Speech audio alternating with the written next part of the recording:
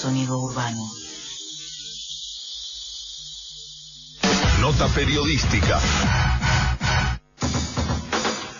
Por fin, Margarita Stolbizer, muy buenos días. Buen día, Fernando, buen día. Por fin, las ganas que tenía de hablar con vos. Pero hoy vamos a hacer un toque. Pero a vos te gustaría, ¿cuándo llegas a Buenos Aires o estás en Buenos Aires? No, yo vivo en Morón y en ese lugar estoy. No, claro. Pero no estás en el sur como el viernes. Ah, no, ahí estuve de gira la semana pasada. Salgo cada 15 días al interior, el resto de los días ando por acá, por Buenos Aires y capitales. Bueno, porque te queríamos invitar personalmente al piso, como vino Macri, como vino Zamora, como va a venir de pronto Alfonsín, va a venir Gabriela Michetti, todos los que quieran venir. La presidenta está invitada, y lo digo sin chiste, pero bueno, dudo que venga. Los que quieran venir, Scioli, están abiertos acá porque esta es una radio muy escuchada por gente joven y por gente no tan joven también, pero es muy escuchada y bueno, les interesa a todos nuestros oyentes escucharlos a ustedes. Bueno, ¿cómo estás? Bueno, muchas gracias, Bien, muy bien, bueno, muy bien. Bueno, contame, ¿cómo estás viviendo este momento político? ¿Cómo te cayó el tema del adelanto de las elecciones? ¿Cuáles son los planes de esta coalición entre la UCR y el partido de Elisa Carrió? Empecemos por cómo te ha caído el adelanto de las elecciones. Y lógicamente mal, pero esto no tiene que ver simplemente con una cuestión de especulación electoral o de conveniencias electorales, ¿no? Nosotros estábamos bastante bien armados, el adelanto sí, lo que muestra es una falta de voluntad de que el comicio sea transparente, ¿no? Porque el único obstáculo que nos genera es la dificultad para reclutar fiscales, que es justamente uno de los objetivos que nosotros tenemos en este tiempo.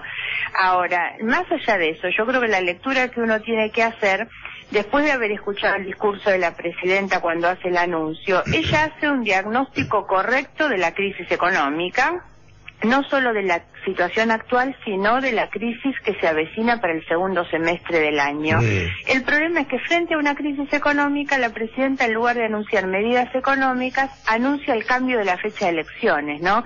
Parece como que una cosa no tiene que ver con la otra. Y por otra parte, cuando uno mira las noticias de los diarios y las preocupaciones de la gente están ubicadas en torno al gravísimo problema de inseguridad y de violencia, a la caída de la actividad productiva, y esto implica riesgo de pérdida del empleo, al dengue, la verdad es que tampoco parece como muy acorde a lo que son hoy las preocupaciones de la gente el cambio de la fecha, el adelanto de la fecha, que vuelve a significar postergar la agenda social. La agenda de los temas cotidianos aparece una vez más postergada por los temas electorales. Está muy bien. ¿Cuáles son los planes que ustedes tienen? ¿Con qué armas se presentan? ¿Cuáles son sus argumentos? ¿Cuál es el plan que ustedes tienen para enfrentar estas elecciones adelantadas que los han agarrado a todos como sacando conejos de la galera? Bueno, la primera cuestión es que nosotros queremos demostrar y vamos a demostrar que el resto de las alternativas son más de lo mismo, ¿no? Que frente a lo que significa hoy claramente el fracaso del oficialismo, porque los Kirchner van a perder la próxima elección, esto aún en términos de una lectura objetiva, ¿no? Y no apasionada, el que pone 20 diputados en juego y obtiene 10, ese perdió la elección. Ahora, perdón, si pierden los Kirchner, nos vamos, hablando en criollo, a la mierda. No puede ser que pierdan los Kirchner. Ahora vamos a eso también. Porque lo importante es justamente que entendamos que la catástrofe que ellos plantean, porque Néstor sobre todo ha planteado que es él o el caos, y que si ellos pierden esto es una catástrofe. Ahora, ¿qué nivel de inconsciencia asustar a un pueblo así, no? Claro, porque además todos tienen que saber, todos tienen que reconocer, porque esto es un comportamiento democrático, que cuando uno compite, gana o pierde. Que un gobierno pierda una elección es además bueno, sobre todo en este momento en el que ellos tienen mayorías tan abultadas de las que han hecho abuso permanentemente. Lo importante es que la oposición pueda controlar a quienes están gobernando, porque eso termina siendo lo mejor para la gente, porque aquel que se siente controlado, aquel que se siente que le están pisando los talones, empieza a preocuparse por hacer las cosas bien, ¿no? Yo vivo en la provincia de Buenos Aires y la verdad es que digo con humildad, pero me precio de conocer mucho la provincia, y en esta provincia el mayor problema que tenemos es que el peronismo hace muchos años que gana la elección y cree que pone un palo vestido y la sigue ganando. Entonces, ¿eso qué es lo que produce? Que se sientan descomprometidos de hacer las cosas bien, porque total piensan que ganan siempre la elección. Las consecuencias las pagamos quienes vivimos en esta provincia. La verdad es que es inconcebible que haya millones de personas que viven en el conurbano que sigan sin tener cloacas ni agua potable, ¿no? Eso es increíble. Después hablan de la distribución de la riqueza y hay que salir del discurso abstracto, de la teoría, del anuncio, porque todos son anuncios. Lo cierto es que hay gente que se enferma porque toma agua contaminada, ¿no? No, y también es una barbaridad que ayer mirando, perdón que no, está bien, meta una cuña, ayer mirando otra vez el debate que me presencié con Delía. Lo vi.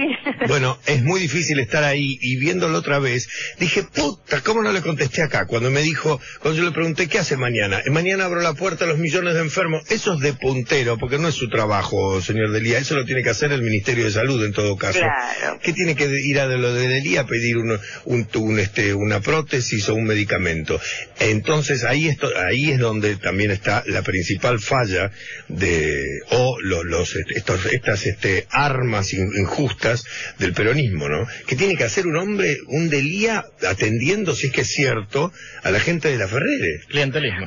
Sí, el clientelismo total. Claro, eso exactamente es una de las peores cuestiones que se han introducido en la provincia en estos últimos 20 años, que es la práctica clientelar. Otros le llaman el asistencialismo, para sacarle, digamos, la connotación que tiene el clientelismo. Lo cierto es que el clientelismo hace clientes a los sectores más pobres, que terminan siendo rehenes de los mismos que los empobrecen en realidad, porque ellos creen que les deben lo que les dan, cuando en realidad lo que se les debe dar es un reconocimiento a sus derechos como ciudadanos. Es lo mínimo y esencial. Exactamente, pero lamentablemente esto ha ido incluso cambiando aquel valor con el que nosotros nos educamos, que fue la cultura del esfuerzo y del trabajo, ¿no?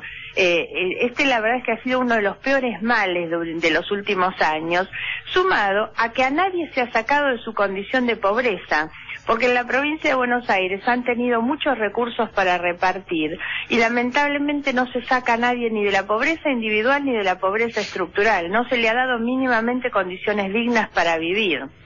Ahora, la verdad es que frente a todo esto, lo que nosotros queremos es demostrar que cualquiera de las dos alternativas, que hoy son el PJ1 o el PJ2, son lo mismo, entre otras cosas, porque son responsables de estos últimos 20 años de gobierno en la provincia de Buenos Aires, porque además han estado todos juntos a lo largo de la historia con aquellos que provocaron esta situación que la gente tiene. No nos olvidemos, y por eso no es casual que Zoraida y Narváez estén juntos en la provincia, que ambos compartieron la adhesión a la década de Menem, Felipe como uno de sus funcionarios durante todo el gobierno y de Narváez como uno de los sostenedores económicos de las campañas de Menem.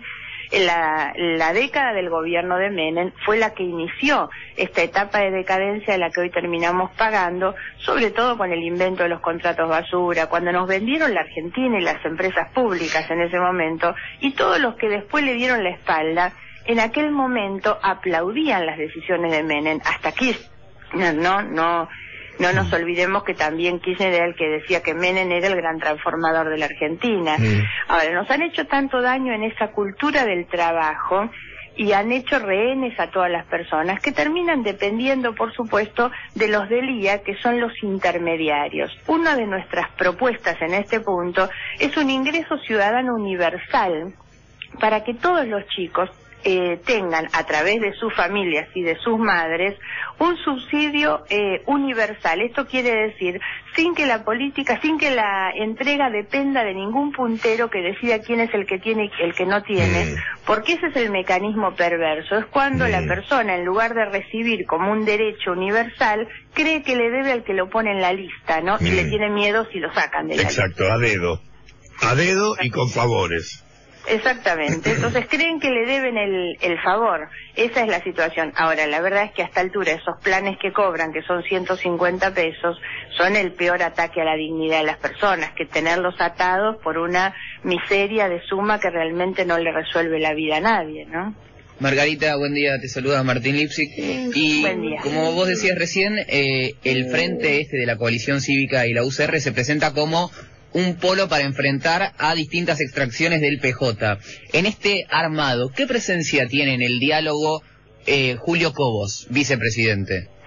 En la provincia de Buenos Aires, Cobos tiene algunos muy buenos dirigentes. Lo cierto es que yo tengo con ellos una relación histórica y casi familiar, te diría, porque muchos de ellos son intendentes radicales, con quienes yo he compartido muchísimos años, la verdad, y son muy buenos, y seguramente alguno de ellos integrará las listas que nosotros vamos a hacer en la provincia de Buenos Aires. La coalición no es un partido político, es el aglutinamiento de 16 partidos u organizaciones, entre las que está el GEN, que es el partido que yo presido, de origen y de identidad radical, el ARI, el Encuentro Popular, el Partido Socialista en la provincia de Buenos Aires, el Partido País, fundado por José Octavio Bordón, el Partido Laborista, que es un partido también de origen peronista,